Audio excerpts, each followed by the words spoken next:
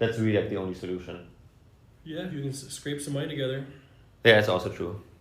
The problem is in the States, like, I feel like the States, and again, I'm just guessing because I wouldn't know, but I feel like it's like the way it's set up, it's meant to keep people broke. Like trying to get off the floor, figuratively, is very hard to do.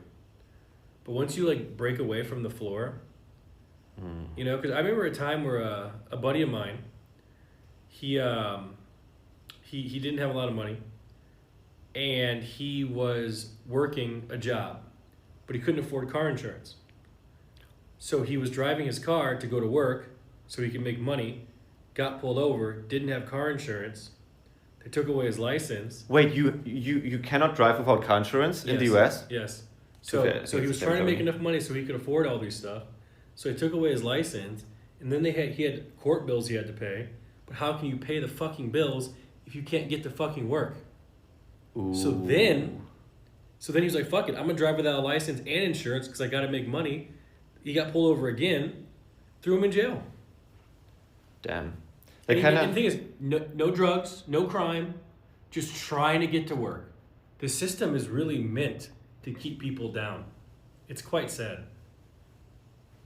So the movie In Time with Justin Timberlake, which is like the time is the currency, is kind of like the same thing, where it's meant to make people die and suffer. Yeah. But the moral of the story is he actually persevered and he's doing fucking great today. Oh. Doing fucking great. Like W? Like kids, great job. Like he actually never gave up. He didn't get discouraged. He didn't turn to drugs. He didn't sell. He didn't do any bullshit like that. Now he's doing fucking amazing.